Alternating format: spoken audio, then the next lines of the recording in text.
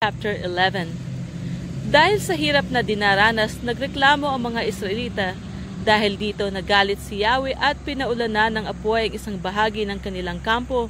Kaya nagmakaawa kay Moises ang mga Israelita at agad naman siyang dumulog kay Yahweh. Dininig naman siya at namatay ang apoy. At ang lugar na iyo'y tinawag nilang Tabera sapagkat nagliyab doon ang apoy mula kay Yahweh.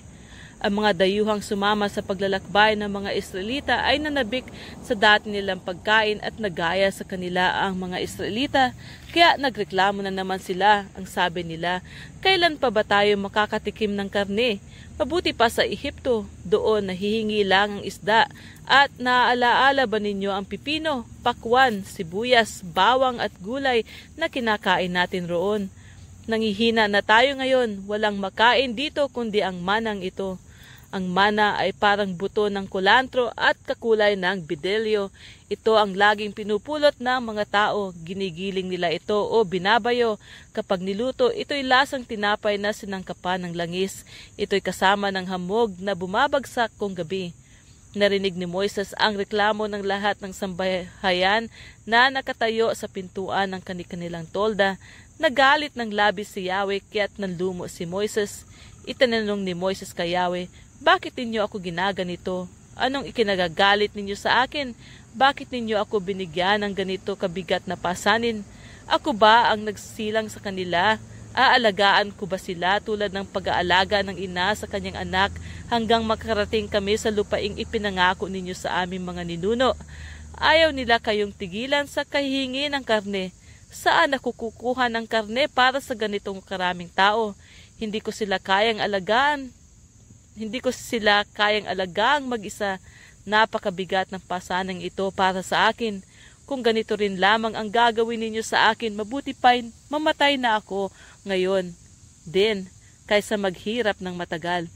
Dahil dito sinabi ni Yahweh kay Moises, pumili ka ng 70 matatandang pinuno sa Israel, inyong mga kinikilala ng kanilang lipi at isama mo sa toldang tipanan.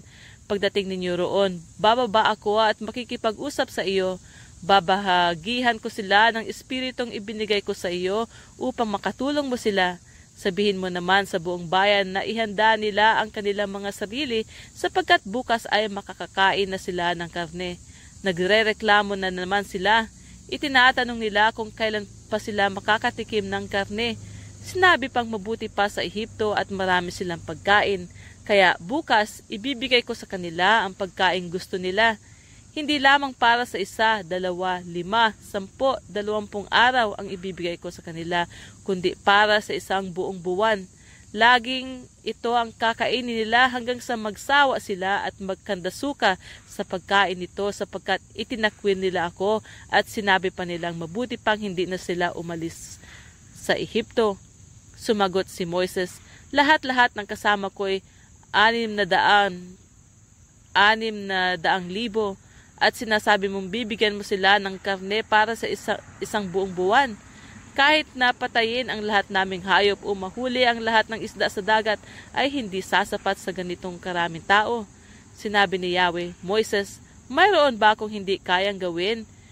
Ngayon ipapakita ko sa iyo kung totoo o hindi ang aking sinabi. Lumakad na si Moises at ibinalita sa mga Israelita ang sinabi ni Yahweh. Isinaman niya ang 70 pinuno ng Israel at pinatayo sa paligid ng toldang tipanan. Bumaba si Yahweh sa ulap at ikinausap si Moises. Ang 70 matatandang pinuno ay binahagihan nga niya ng espiritu tulad ng ibinigay niya kay Moises. Sila'y napuspos ng kapangyarihan at nagpropesiya, ngunit hindi na nila ito muling nagawa. May naiwang 2 pinuno sa kampo. Eldad ang pangalan ng isa at Medad naman ang isa. Tinawad silang kasama ng 70, ngunit hindi sumama. Gayunman, binahagihan din sila ng espiritu ni Yahweh kaya sila'y nagpahayag din tulad ng mga propeta sa loob ng kampo. Nakita pa sila ng isang binata at patakbo itong nagpunta kay Moises. Sinabi niya, sina Eldad at Medad ay nagpapahayag sa kampo. Dahil dito sinabi ni Josue na anak ni Nun at lingkod ni Moises, bakit di po ninyo sila sawayin? Ngunit sinabi ni Moises, nangangamba ka bang ako'y mababawasan ng karangalan? Gusto ko nga maging propeta at mapuspos ng espiritu ni Yahweh ang lahat ng mga Israelita. Si Moises at ang 70 pinuno ng Israel ay nagbalik na sa kampo. Si Yahweh ay nagpadala ng hanging may tangay na laksa-laksang pugo mula sa kabila ng dagat. Ang mga ito ay nagliliparan sa paligid ng kampo. 1 metro lang ang taas ng kanilang lipad mula sa lupa at ang lawak ay 1 araw na lakarin sa kabi-kabilang kampo. Lumabas ng kampo ang mga Israelita at nanghuli ng pugo hanggang kinabukasan. Ang pinakakaunting nahuli ng isang tao ay aabot sa 10 malalaking sisidlan. Ang mga ito'y ibinilad nila sa paligid ng kampo, ngunit bago pa lamang nila ito kinakagat, ibinuhos na ni Yahweh ang kanyang galit sa mga Israelita at siya ay nagpadala ng isang kakilakilabot na salot. Ang lugar na iyon ay tinawag na Kibrot Hatava sapagkat doon nalibing ang mga taong naging hayok sa karne. Mula roon, nagpatuloy sila ng paglalakbay hanggang sa Hazeroth.